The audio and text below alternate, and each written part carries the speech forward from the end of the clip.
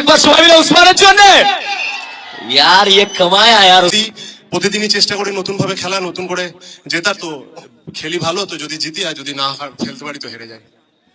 R regular back to back matches আমরা যত দেখছি উসমানকে তত বেশি মোটিভেট হচ্ছি, যত বেশি ইন্সপায়ার্ড হচ্ছে বলতে পারি।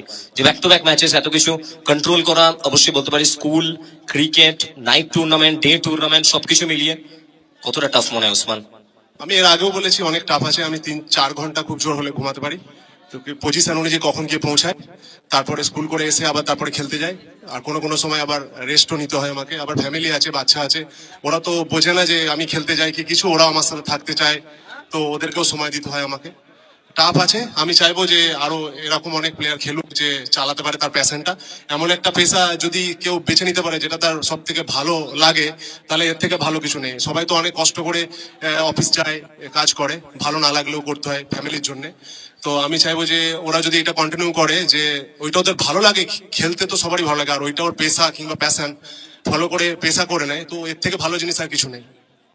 আর উসমান দা, এই কোশ্চেনটা হয়তো বহু মাঠে আমরা করতে পারি না বা করতে ভুলে যাই, যে পরিমাণে আজকে ট্রান্সফরমেশন উসমান দা করেছে নিজের বডি ওয়েটের সাথে, ঠিক তার কারণে কি উসমান দা এত কন্টিনিউ ম্যাচেস বা কন্টিনিউ টুর্নামেন্টস বা এত ভালো, সেটার জন্য গেমের উপর এফেক্ট পড়েছে উসমান দা?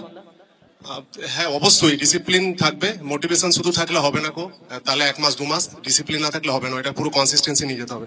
আমি পুরো শর্ট অ্যান্ড ক্রিকেটটায় একটা ম্যাপ করে দিয়েছি, যে এরকম তুমি করতে পারবে, এরকম করলে এত বছর খেলতে পারবে, এই জিনিসগুলি তুমি স্যাক্রিফাইস যদি করো তাহলে তুমি আরো ভালো খেলতে পারবে, আরো বেশি বেশি বছর ধরে চালাতে পারবে। তুমি ফ্যামিলিকে নিজের মতন করে প্রফেশনটাকে, খেলার মধ্যে থেকে প্যাশনটাকে ফলো করে নিয়ে যেতে পারবে। তো আমি পুরো ম্যাপ দেখিয়ে দিয়েছি। যদি আমাকে ওরা মানে আমার লাইফস্টাইল যদি ফলো করে, তো ওরা আশা করছি 100% সাকসেসফুল হবে। আর সবার লাস্টে একটাই কথা বলবো, যে জয়দীপ দা, অবশ্যই এসটিএম এর নাম তুমি শুনেছো, অবশ্যই জয়দীপ দা ফুল এন্টায়ার টিম যেভাবে এই টুর্নামেন্টকে সামনে নিয়ে এসছে, কি বলবে পুরো টুর্নামেন্টের সম্বন্ধে?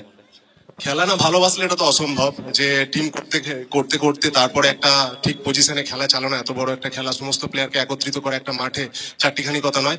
আর পুরো অর্গানাইজার পিছনে কত খাটনি সেটা তো আমরা জানি।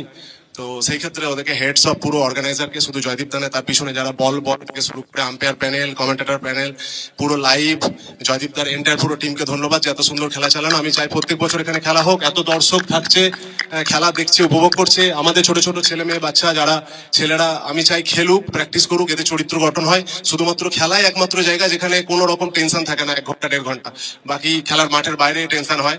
তো আমি চাইবো খেলাটাকে এরা আগে নিয়ে যাক। আমাদের যত ছেলে আছে তারা প্র্যাকটিস করুক, খেলুক, নেশায় না থাকুক, অবশ্যই পড়াশোনা করুক।